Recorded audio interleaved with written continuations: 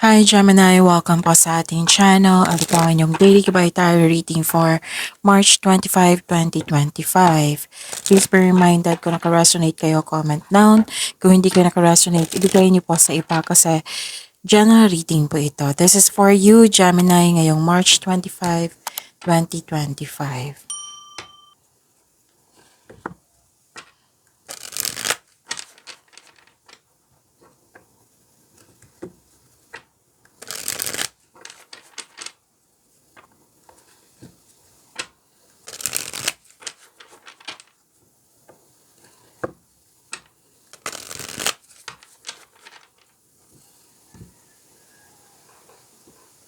This is for you, Gemini, ngayong March 25, 2025.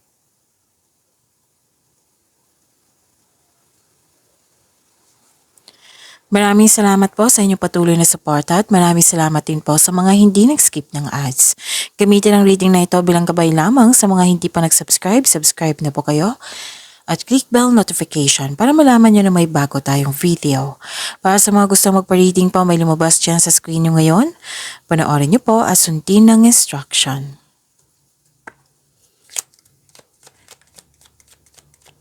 Spirits Guide, mga ganap po para kay Gemini ngayong March 25, 2025. I need 3 cards po.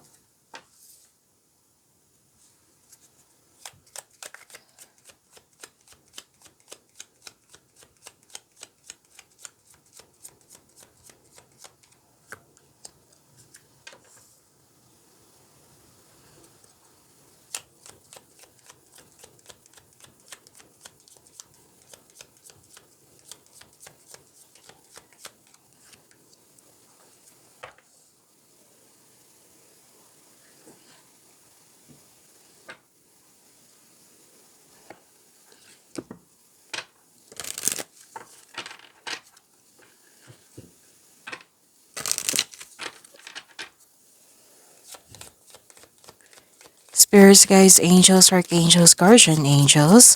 Message pa para kay Gemini ngayong March 25, 2025. I need another card po.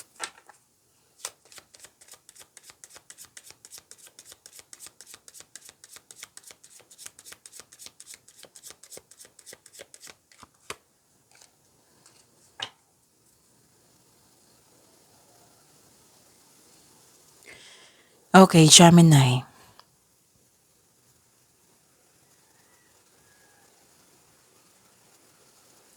Ngayong March 25, 2025, may nakita ko ditong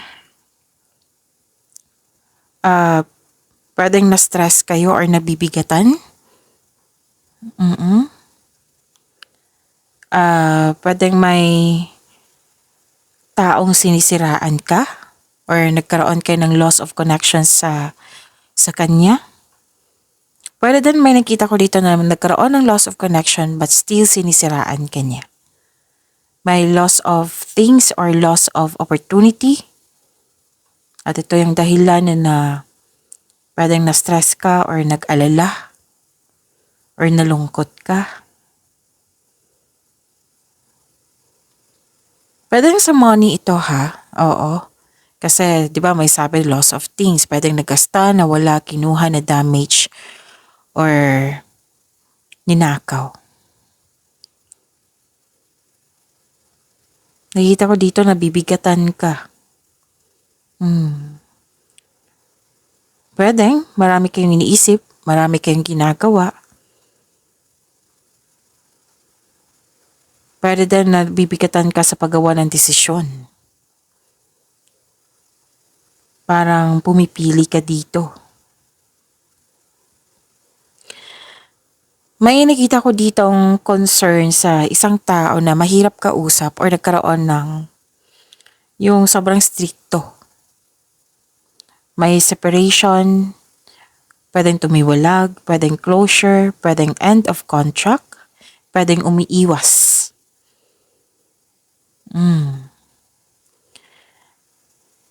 Nabibigatan ka, 2 card na po nagsabi dito, pero tinulungan mo yung sarili mo na mag-move forward, mag-let go, at dahil sa mga ginawa mo, nagkaroon ng transformation. So this is ending with new beginning.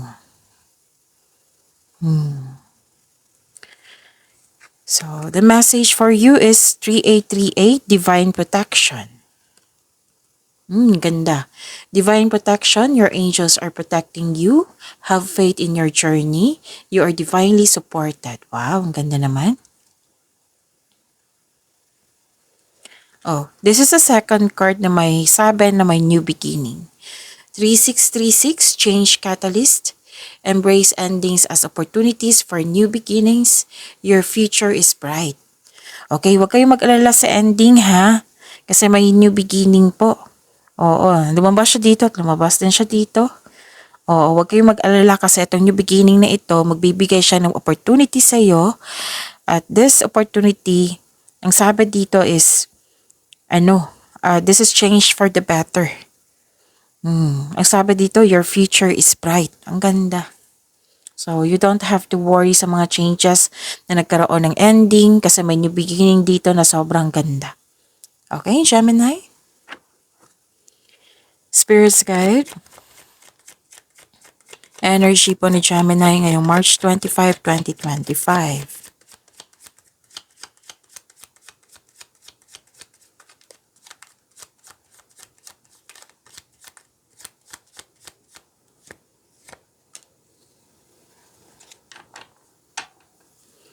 And the clarification of this card po, para po kay Gemini.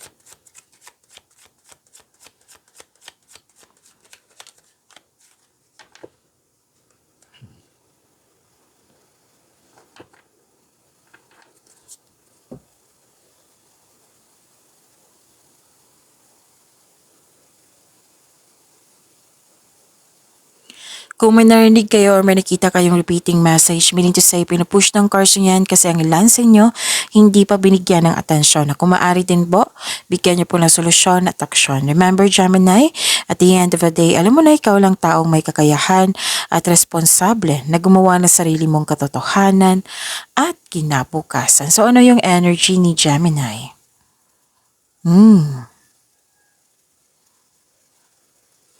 Nakikita ko dito na nagkaroon po ng panlilinlang, which is sumabas dito sa inyong oracle cards, right? Yung kanina. Deception. Mag-ingat sa ibang tao at bagay. Huwag ibunyag ang lahat ng plano at maging mapagmasid. May mga sinungaling dito, nagbo-backstab, may tinatago, plastic, may taong hindi ka binibigyan ng halaga, walang pakialam sa iyo. Okay, may posibleng panlilinlang at pagsisinungaling. Pwede dang nag-white lies kayo para sa ikakabuti ng lahat. Okay, mag-ingat lang kayo sa isang tao kasi may nakita kong energy dito na mahilig magmanipula. At may nakita ko dito ng strategy. Nagpaplano kayo. So sabi ng card, bumuo ng diskarte upang makuha ang gusto mo. At umiwas din sa mga taong toxic or toxic place. Ito yung sinabi ko sa inyo kanina dito sa oracle cards nyo na pwedeng tumiwalag, nagput ng limitation, umiwas. Andito po. Sa tarot card niyo po. Maaari ang isang tao dito na, 'di ba, may sabi ko ako kanina na may nagsisinungaling. Alam mo yung lihim niya. Pwedeng mag-usap kayo nito. Lalo na sa may relasyon or malapit sa iyo, isang tao na malapit sa iyo, maaring magkaroon kayo ng oras para maging tapat at maging bukas na at makipag-usap ng malinaw sa loob ng inyong connection. Pero may nakita ko dito na may tao na andyan siya, sinusuyo ka niya, hindi siya tapat pero patuloy ka pa rin niyang sinusuyo. Yan yung nakikita ko. na para bang hindi mo alam na hindi mo alam na hindi siya totoo sa iyo. Oh. Siya patuloy pa rin.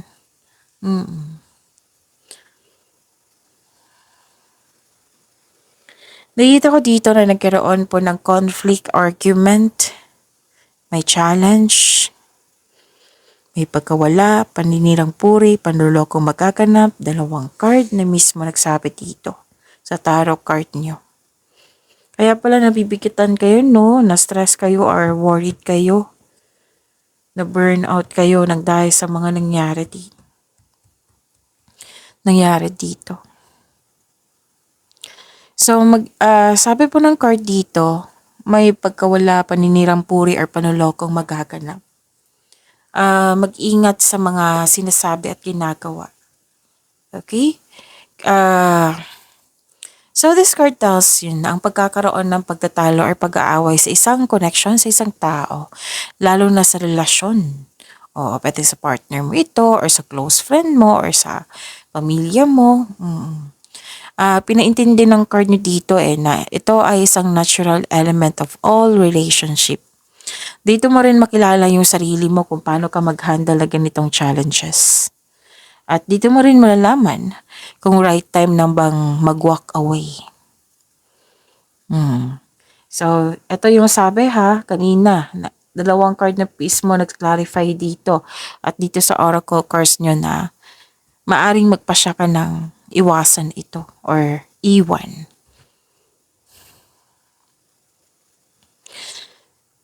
Masasave pa to lalo na't malapit to sa'yo.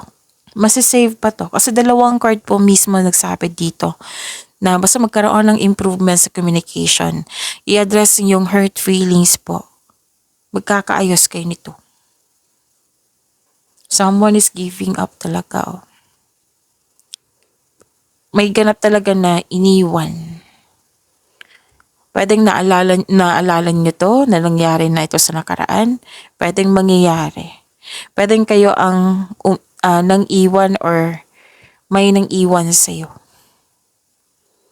May nakita nga akong energy dito, Gemini, na iniwan ka kasi gusto niyang manalo. Pwedeng competition to. Gusto niya manalo, gusto niya tama siya. Pwedeng competition to, may selos. And I believe nangyari na ito. So, this is a confirmation May sabi ako kanina dito na may separation. May separation din akong nakikita dito. Nag-uusap kayo. Oo. May nakita ko ditong situation. Nag-uusap kayo for peaceful resolution. Pero yun nga, habang nag-uusap kayo for peaceful resolution, nagkaroon ng conflict, nagkaroon ng away. So yun, sabi ng card dito, pwedeng kayong magkasundo ulit. Kung magkakaroon ng pag-uusap, maging open at magkaroon ng adjustment.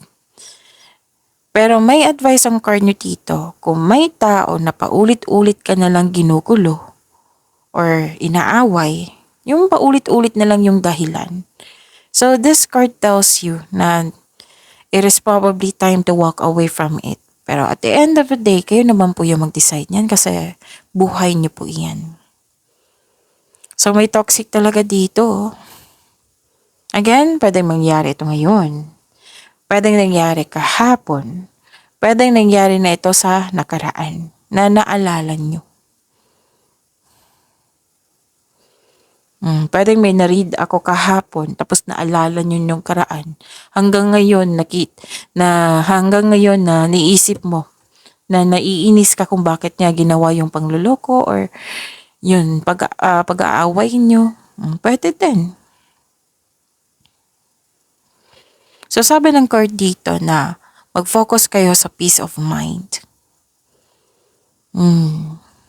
Kasi kung you have to walk away from this kind of situation, pwedeng sa environment na hindi nakakatulong sa iyong growth at hindi nakapagbigay ng peace of mind sa iyo. Kasi 'di ba, we are here to find peace of mind. And makinig kayo sa inyong intuition. Kasi sabi ng card, it will guide you away from toxic person or toxic place. May daming mensahe para sa inyo, Gemini.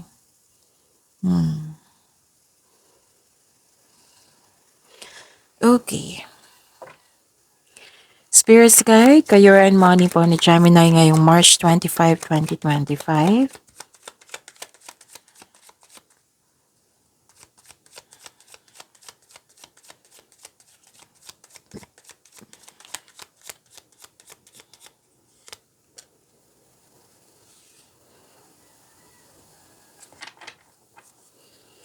And the clarification of this card po.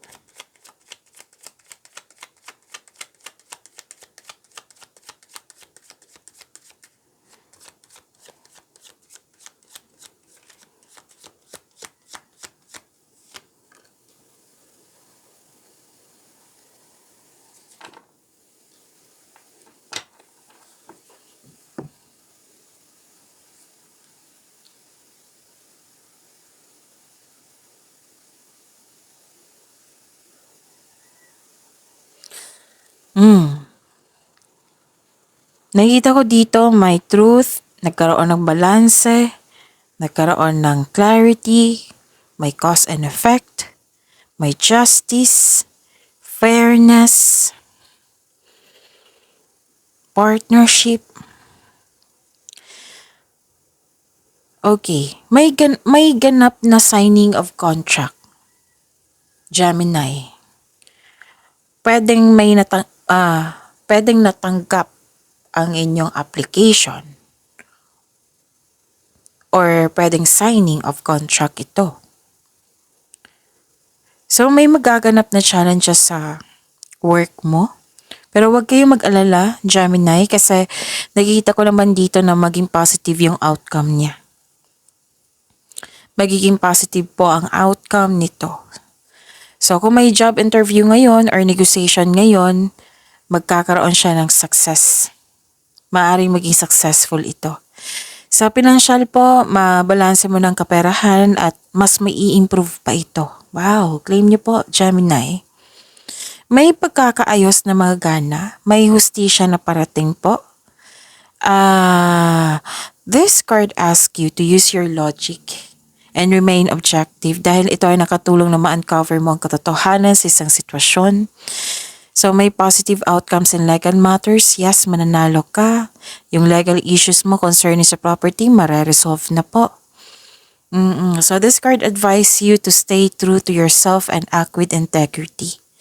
So have faith ng imbalance sa sitwasyon are now working out in your favor. Ang ganda, claim nyo po ha. Anong tawag ito? Gemini. Guarded ka dito, ayaw mo nang masaktan. Take time at magkaroon ng matibay na plano. Matibay na plano po bago ka pumasok sa isang trabaho, proyekto, negosyo, or career. Ang ilan sa inyo dito natatakot dito mag-decide or iniiwasan magkaroon ng failure. Ayaw mo magkaroon ng negative outcome sa choices mo. Kaya nag-iisip ka dito, binabalanse mo na dapat tama yung desisyon mo, yung napili mo. So this card asks you, don't hesitate too long. Listen to your intuition and choose options that make sense on a gut level. Okay, so yun. Self-protection din ito.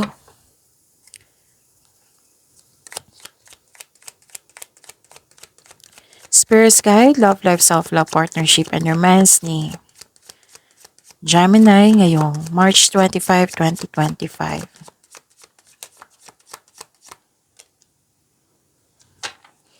And the clarification of this card po.